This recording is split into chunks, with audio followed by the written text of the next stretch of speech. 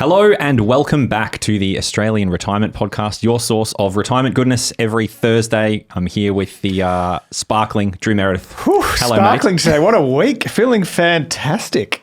Somewhat. How? on the road to recovery, at least. We're in June. We're financial advisors. What's happening? It has really, the winter has really hit, and then all I have in my mind at the moment is the winter solstice.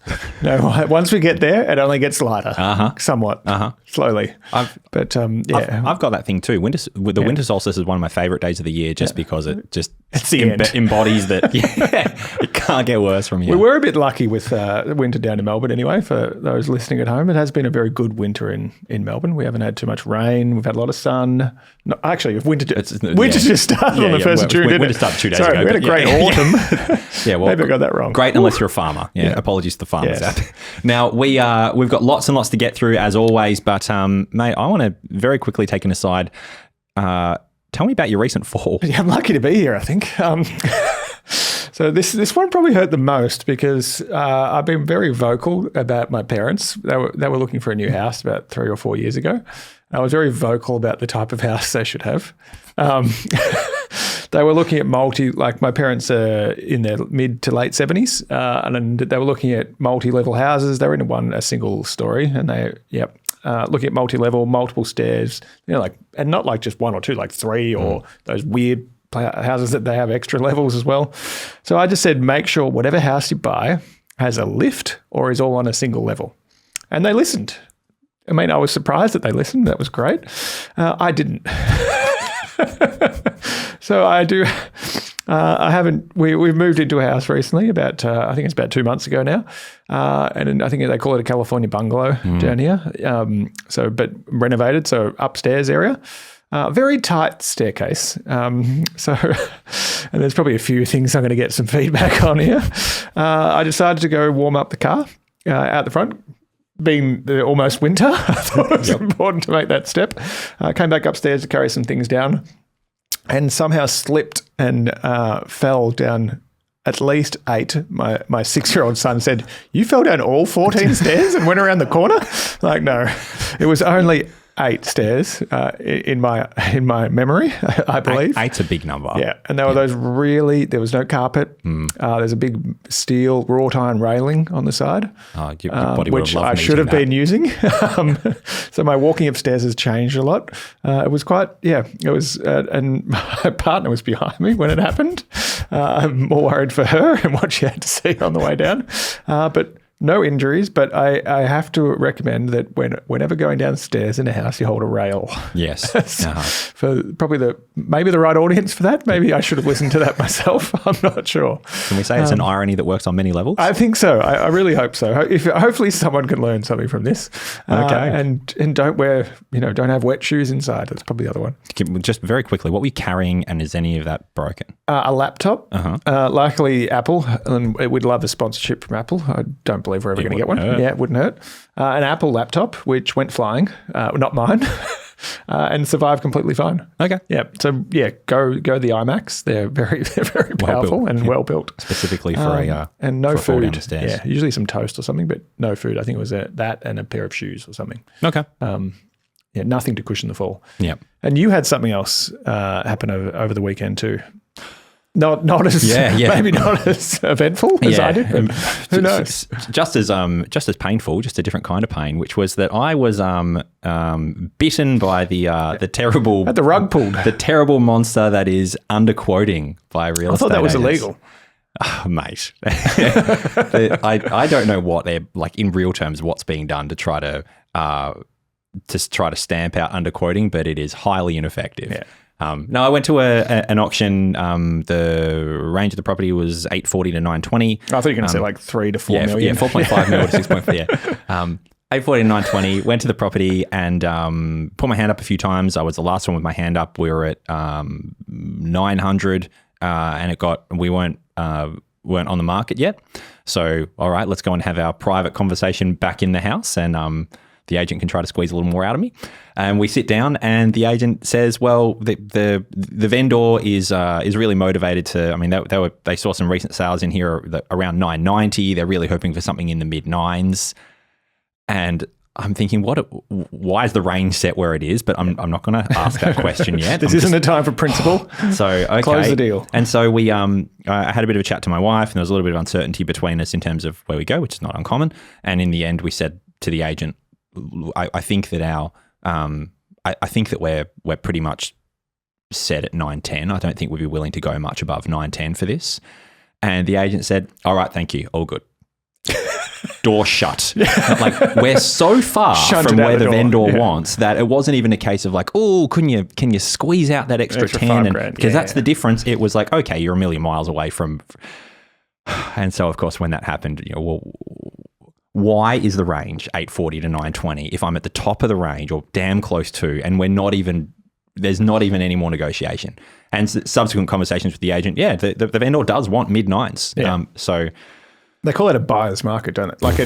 This is the one of the issues you have in residential property. We think, residential property always goes up and we can sell it if we need to, but it's all about what we're willing to accept, what price we're willing to accept for it. And you don't know until you put it to, this is the problem. You don't know until you put it to market. Yeah. Well, agreed on all fronts, but nevertheless, good morning to everyone but that agent.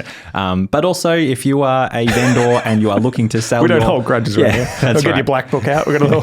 His LinkedIn will be in the show notes. If you are a vendor and you're looking to sell your beautiful home and you, in your mind's eye, want 950 for it, please don't accept an agent setting a range of 840 to 920 because that is misleading and it wastes a lot of people's time and energy and money with all of the things that you do in order to feel confident to bid at an auction. So, yeah. I think there's relevance for retirees too, isn't there, in that?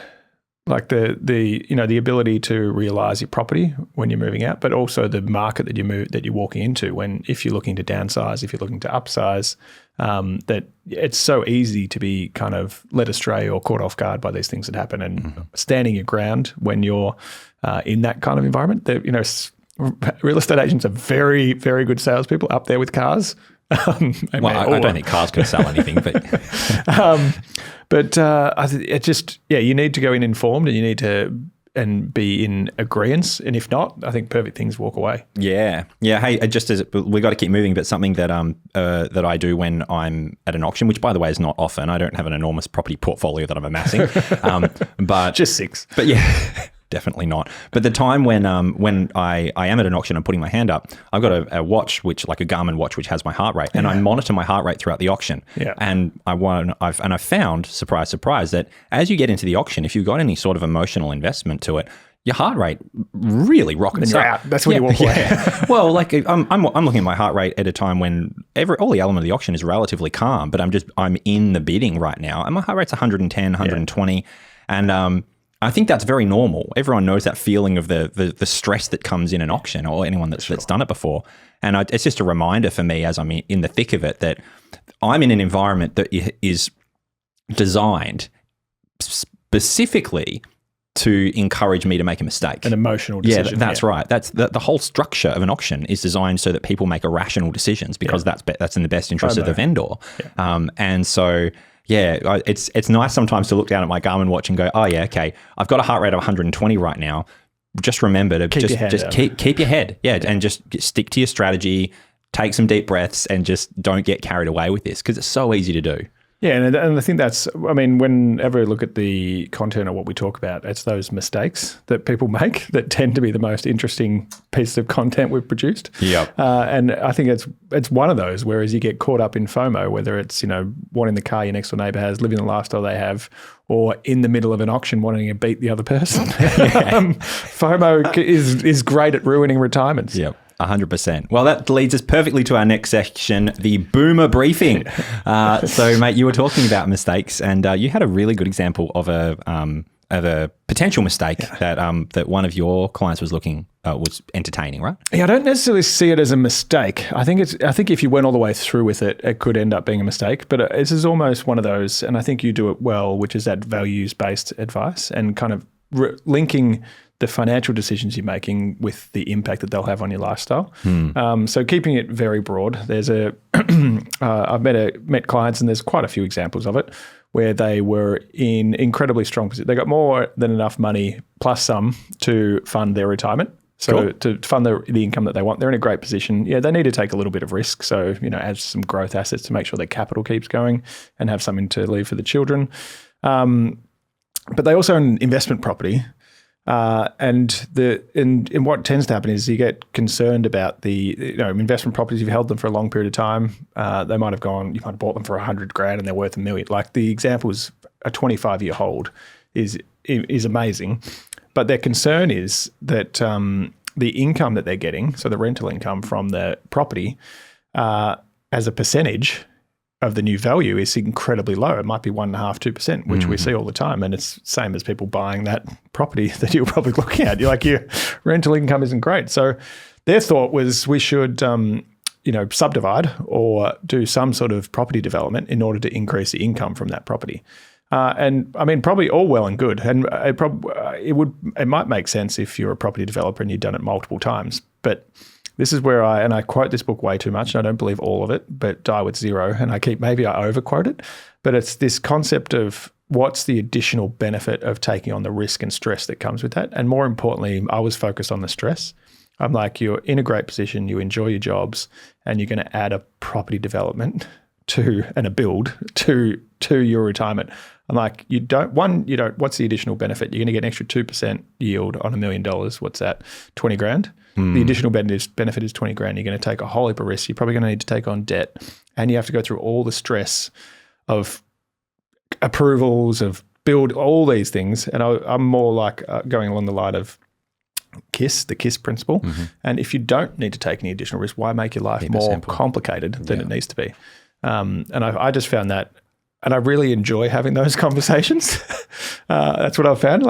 Super great contributions to save your tax, but being able to kind of, it's difficult to say give my life experience to someone that's 30 years older, but we've seen so many examples of the same thing going wrong that we do have that kind of privileged position where we can show what we've learnt from other people and avoid the stress that comes with it. Yeah. I really resonate with this situation because I think it speaks to that mindset of that people often carry into retirement and they oughtn't, which is that concept of wringing the towel dry. Yeah. What are all of the ways that I can make as much financial progress as possible? And there are definitely things that are worthy of your time, energy, and strategy. And of course, depending on your circumstances, you might need to wring the towel dry everywhere. Yeah. You might need to find every edge you conceivably can.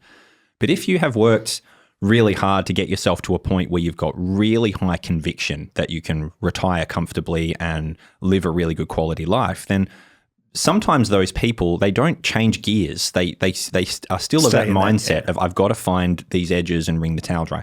And some people get a lot of enjoyment out of that and fine. And if that's you, then so be it. Maybe this is a project that you'd enjoy.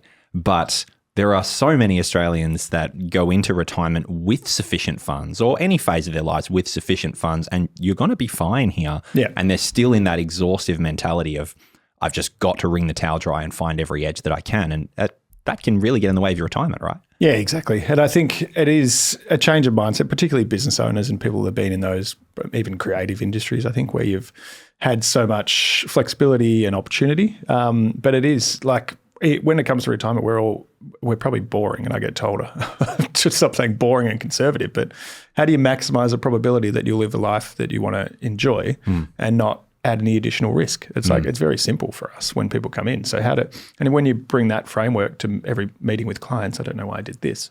When you bring that framework, it makes most of these questions easy to answer, and they come as second nature, as opposed to saying, oh yeah, we could help get funding for the loan and help you do all that. Well, actually, get to step back a level, and what's the point? Yeah. And it's not just in property development. It's in all kinds of, it could be risk profiles. Yeah. And I talked about the other day, like helping children, like bringing forward the help for children and impacting your own life as a result. That's something I think people we're very generous. We want to help the next generation have a leg up as well. But in some cases, you bring forward too much, and it's actually impacting your retirement more than your children would want you to. Yeah. It doesn't just end at property. We're property heavy today. Property auctions, falling down the stairs, property development. Well, I've got one example too, and believe it or not, it's property related. Yeah. So how do we find ourselves here? The thing that I wanted to talk about was a prospect came to us very recently who said, I've finally got myself into a situation where I'm ready to have a wonderful retirement. and I have just sold my holiday home. Yep. It was originally my home. I bought it in 1996, and then I met my partner in 2002. And since then, we've been living at their house. So, timeline's approximate. Been living in their house, and we've spent 20, 23 years in that house. The Ninch or the Surf Coast? I'll keep moving. And so we're so now I've sold this property, and so we just want to do productive things with it, etc. Yeah. And this person didn't realize that. Hold up. You're going to have to pay capital gains tax on that property sale. Yeah. And they were pretty confident they didn't, on the basis that, hang on, it's never been an investment property. It was my home when I bought it. Yeah. Actually, some family had been living in it since then and doing that rent free, which has its own observations. We don't touch that one. But yeah, she was very, very confident, I don't have to pay this, and we had to take her through this uncomfortable process of explaining why you definitely do have to pay capital gains tax on any property that is not your principal place of residence and has that principal place of residence exemption. How did that go? No, it was really difficult, of course. It was a horrible conversation because it was just like being told, do not pass go, do not collect $200, and here's your fine for $300,000. Big amount of money. And what's more, her lens as to, well, here's what my retirement is going to look like, all of that is under what feels like shaky ground now. Yeah. Now, as luck would have it, we've got a lot of things that we can do to minimize tax and negate a lot of that. We've got some opportunities, for example, using catch-up concessional contributions to put into super, which is going to erode a huge amount of that tax. And log into your MyGov account. I'm glad you mentioned it. Log into your MyGov account. What a great recommendation. So getting clear on what those options were. And then there are a number of other things that we can do in this financial year. But it's become this big, crazy scramble to make sure that we get everything done. Like the property's already been sold. It's settled in this financial year. So therefore, if we're going to do anything, this is the year. Yeah. So it's become a drop everything panic. It's also led us to make another realization, or perhaps a recommendation to anyone. You've talked about logging into MyGov, brilliant suggestion, and very, very important for everyone to do. Thanks for watching this episode of the Australian Retirement Podcast. I'm Owen Rask, the founder of the Rask Group and Chief Financial Officer of Rask Invest. One of the great things about retirement is you get to switch off your active income and move into a mode where you rely on passive income from your investments. This can be a daunting time for a lot of people. In fact, most people in our community will seek financial advice at this time in their lives. So if you're watching the Australian Retirement Podcast, you should know that we have resources to help you find a qualified and vetted financial advisor. To get in touch with one of our financial advisors or partner advisors, you can head to the YouTube description that's below the video and simply click the link to get taken to a page where you'll find lots of resources for finding a financial planner. We've even created a matching tool which matches you to an advisor that we think may be suitable for your stage of life, your assets, or your goals. And you can also find resources on how to verify financial planners and their qualifications. That's all available in the link in your YouTube description. Let's get back to the show. If you are considering making catch-up concessional contributions, which of course that's where you have made less than your $30,000 of contribution of concessional contributions in previous financial years, and you've got some leftover space there, of course your balance needs to be below $500,000, as we've talked about in a previous episode. But if you are there and you're looking to do it, please, please, please take a screenshot and save the screenshot of the ATO's interpretation of how much space you've got left in your catch-up concessional contributions. Because we have had the experience now of someone of getting that information, and we were lucky enough that it was sent through to us by a member via a screenshot. Under your MyGov, you can log into the ATO, then you can go to, information, manage, and then it says catch-up concessional contributions. This individual has clicked there and said, yep, we've got arbitrarily $75,000 of cap. We've said happy days last financial year. And using that screenshot and cross-referencing, we've then put in the money and claimed a deduction. The ATO's come back and said, nah, you've overpaid because the cap was $57,000, not $55,000, not $75,000. Now, the ATO was actually right. It's just that the data on the ATO screen was incorrect. But because we had the screenshot, we'd say, well, that might be true, but given the circumstances, and we sent that through, and ultimately we got it. And I waived it. So they do listen. Well, I'm not entirely sure if they waived it or if they realised that maybe they'd made a mistake with the recalculation. But regardless, it certainly put us in a much better space to say we should get what we wanted here, because this is what the numbers said. Yeah, hard evidence is always incredibly valuable. I think one thing I always forget around property transaction as well is it's actually the time of the contract being signed, not settled. The settlement. I know you mentioned that, but it wasn't relevant because it's both of this financial year. But I've seen people get caught out because they think like everything else, or maybe not like anything else, but when you settle, because shares is when you buy them, when you settle is actually when the capital gains tax event is. No, it's actually when you sign the contract. I think it's the opposite when it's a downsizer that it's after you've settled, you get 90 days. So clear as mud. Yeah, exactly. I always think that's incredibly important to remember, particularly when it comes to investment properties and tax. Let's move on. We're going to go to today's big question. And this has come up for both of us quite recently. Again, a cool coincidence. And rest assured, everyone, it does not have much to do with property. So the big question is, from an estate planning perspective, when should I be looking at powers of attorney? A lot of people that we sit down with, we'll ask them, do you have your wills and powers of attorney established? And it's really common to hear will, yes, power of attorney, what's that or no? This can create some big issues if it's not addressed, right? Yeah, and there's two types of attorneys, probably where it gets complicated as well, that you can have a power of attorney or a financial power of attorney that allows you to act for someone else now and for under certain circumstances or just indefinitely. But then you can have an enduring power of attorney that kicks in under certain circumstances as well. So if they're unable to make decisions mentally, or if they're injured, or if they're unwell, then the enduring power of attorney can kick in.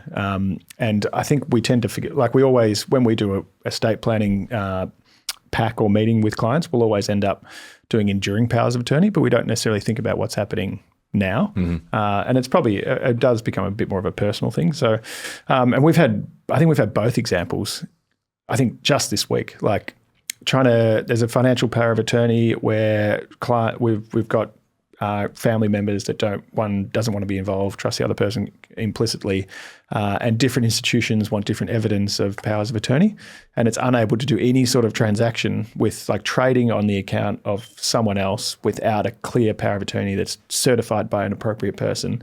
It's just impossible. It's even though it's incredibly clear and there's no risk to it whatsoever. Ticking those legal boxes is incredibly important. And then we've had enduring power of attorney examples where someone close to our business as well had changed the power of attorney while on a trip to have, just in case something happened during that trip, and never changed it back. And then that person became unwell and was unwell for a number of years. And not that you can put a framework around powers of attorney when they're in place, but without that, things like having in-home care provided, having aged care provided, dealing with cars, dealing with registrations, dealing with all aspects of this person's life would have been like next to impossible without having that enduring power of attorney in place. But then the other part is that reviewing it was who was the power of attorney when it happened. If you're reviewing it for a short period of time, review it when you get back as well. Yep. So I think there's just so many angles, and it's something we all think we're middle-aged men in our 40s, so we think we're invincible, maybe. Or maybe we don't. We both kind of limp in here. We're doing an interview or a podcast, but like remembering that and understanding the impact and how much more straightforward and less stressful it can be if you've got those documents in place. Yeah. I couldn't agree more. And we saw this recently within the last 24 months, as I think about it, with a member who was diagnosed with Alzheimer's. Yeah. And we spoke about this in an interview, a previous podcast with Dr. Stephen Liu. We're talking about longevity on this particular show, and talking about the fact that when it comes to your every element of your health, but also your mental faculties, the degradation can be very nonlinear. Yeah. You can have a period where you're in very, very good health, and then you can have a health event whereby you're no longer able to make medical decisions. Could be a fall or a stroke, or there's all sorts of things that unfortunately can happen. And if that event is to happen and you don't have a power of attorney, it is unspeakably painful for the people around you trying to organize your finances. Yeah. Because it's such a long, drawn out process in order to be able to do anything with your finances and to the letter of the law. Even if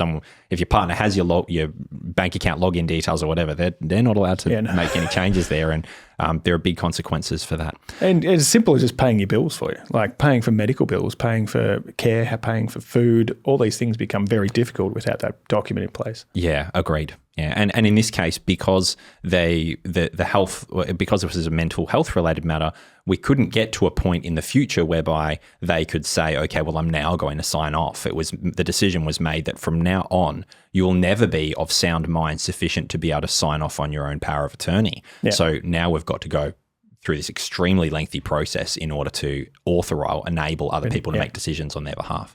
So this is obviously a critical thing to focus on. When should people prioritize it? Is it as simple as when I get my will? Does a power of attorney change more? Like the directions change more often, or are they likely to change more often than with a will? I think they can. I mean, it depends on your lifestyle as well. We'll always include it when we're doing that estate planning review. And I think when you're doing that package, it is so important. And it's like your will deals with what happens when you're no longer here. Yeah, in powers of attorney deal with what happens when you're here, but you can't make decisions. So it's always part of that upfront one. And we kind of think, unless something changes in your life, 3 years to really review the detail of your will and power of attorney. But we'll do it annually. So in every annual catch up or every 6 monthly catch up, one of those catch ups will go into estate planning as a separate issue. Has anything changed? Are your executors still appropriate? A lot of people have executors that are as old as them, and it may not be, no offense, may not be helpful. They have powers of attorney that are older than them, and that doesn't necessarily make sense either. So who are the people? Are they still appropriate? Have your assets changed? So I'd say reviewing it at least every year, even if it's briefly, and a proper deep review every 3 years or so. Yeah, I agree. I think it's prudent to remain mindful of who those roles are that ultimately you've entrusted to look after sometimes your finances, sometimes your health, sometimes other elements, and make sure they remain relevant. Even, if I may, to the idea of like, for example, you might have nominated a son as a power of attorney, for instance, or a daughter, but then that daughter takes this fantastic job opportunity in New York. Yeah. And she's now, just for this next little window while she's abroad, or perhaps she's now living over there, whatever the circumstances are, maybe she's not the right person anymore. Yeah. She was chosen because at the time she was the most mature of all of the children. She was a little bit older, but now that's less of a consideration. In fact, you've got another child who doesn't intend to have children, so doesn't have any of the family headaches that your other son or daughter might have.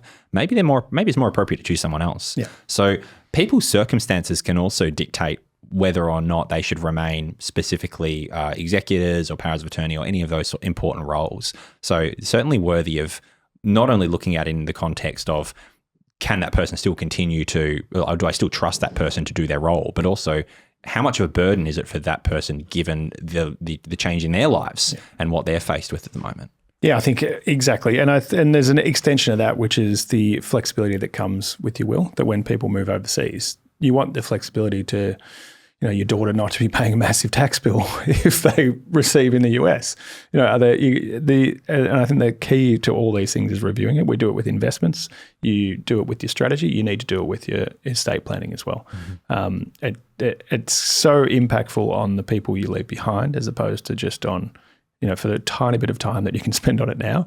It can just reduce all the stress and uncertainty for the people that you leave behind. I mean, we've got an example at the moment where a will was drafted but not signed, and that, if I could use the word on this podcast without getting a rating on it, colourful word, it's just like it's just everyone's in limbo. Like you really don't have access to cash unless it's your own cash. You really can't touch anything in a lot of cases, depending on, and in blended families, it can be so limiting and so challenging that I think it's for such a small investment of time, it's so important. Separately, isn't it intriguing how many people just stumble at that final hurdle of getting a will signed? I've heard that many times. Oh yeah, it's been drafted. It just needs to be signed. Like, you've done all of the work. You've paid the fees. You've done and then you have to put it to the court, see if they'll accept it. Just find 2 witnesses. Go and knock next door and say, I don't want sugar today. I just want you to witness these wills, please. It's that simple. Exactly.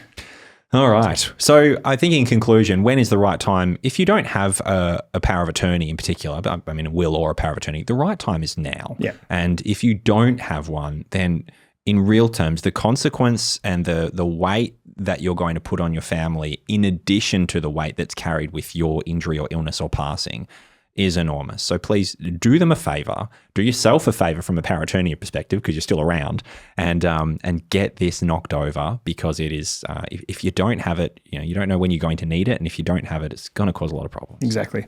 I think there couldn't be a better way to finish. All right, well then let's finish. Thank you, mate, for a fantastic session. Thank you, everyone, for jumping on today. Now, as a reminder, if you're really enjoying this, we'd be super grateful for you to please jump onto your preferred platform and throw a few stars our way as a review, because that will help more people get this content. And get onto the Rask community as well. Brilliant. This is the best place for us to set the boomer briefing each week, and for the the question of the day. Mm-hmm. So they're the two. This is going to be a key source for us in this new format. So please get on the Rask community, banter, feedback on us as much as, laughing too much, falling down the stairs, any other, good stories we can bring forward or steal and make our own, whatever it happens to be. But get out there and get on the community. Yeah, completely agreed. On that Rask community, there's a dedicated retirement section that has people just like you asking fantastic questions and getting great responses from not only advisors like us, which are hopefully great responses, but also getting really great responses from the remainder of the community. We've got questions around super contributions, and I can see this was put up a couple of days ago. There's 30 responses to this, and they're all really helpful. So there is a wonderful group of people here that are just like you and really, really want to help one another to have the best retirement they can. So if you are not yet signed up into the Rask community, please go there, community.rask.com.au, log in, and there's no spam. Let's kick off. Yeah, and it's spam free. Yeah. Happy days. All right. Thank you very much, everyone. Great session, and looking forward to chatting to you soon. Good to see you. Thanks for watching this episode of the podcast. If you want to hear more from us, you can get daily videos and podcasts on Rask's YouTube channel. Or if you want to enroll in a free course on investing, property, business, money, you name it, you can join over 34,000 other students and enroll in a free course on the Rask website. Simply head to www.rask.com.au and follow the prompts. Thanks for watching this Rask podcast.